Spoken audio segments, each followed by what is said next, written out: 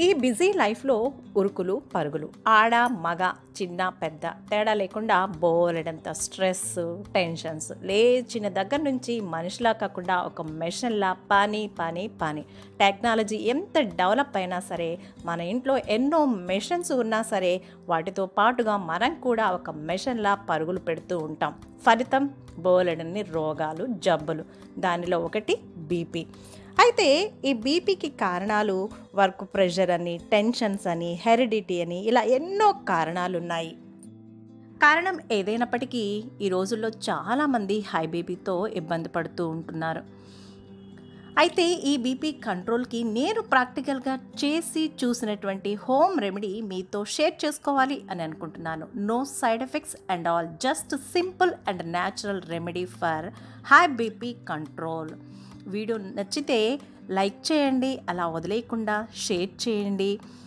ఛానల్ని సబ్స్క్రైబ్ చేసుకోకపోతే సబ్స్క్రైబ్ చేసుకొని బెల్ని యాక్టివ్లో పెట్టుకుని ఆల్ అనే ఆప్షన్లో పెట్టుకుంటేనే నేను చేసే ప్రతి వీడియో మిస్ కాకుండా వస్తుంది. ఇప్పుడు బీపీకి న్యాచురల్ హోమ్ రెమెడీ ఏంటో తెలుసుకుందామా?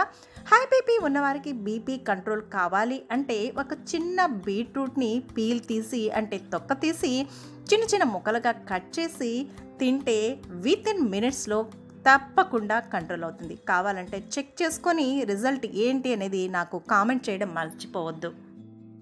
ఇది నేను 2 రోజుల క్రితం కూడా ప్రాక్టికల్గా చేసి వీడియో చేస్తున్నాను. జనరల్గా అయితే నార్మల్ బీపీ లెవెల్ ఎలా ఉండాలి, రీడింగ్ ఎలా ఉండాలి అంటే 120/80 ఉండాలి. అయితే మా రిలేటివ్కి 159/97 ఉంది. అప్పుడు బీట్రూట్ తినమని నేను సలహా ఇచ్చాను.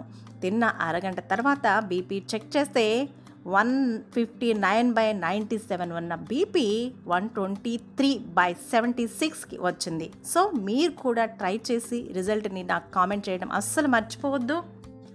సైడ్ ఎఫెక్ట్స్ ఏమీ లేని simple and natural home remedy for high BP control. కాకపోతే బీట్రూట్ తింటే కొంచెం వేడి చేస్తుంది. చలవుకి మజ్జిగో మంచినీళ్ళు తాగితే సరిపోతుంది.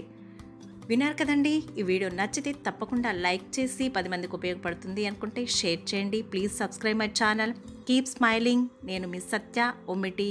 Thank you for watching.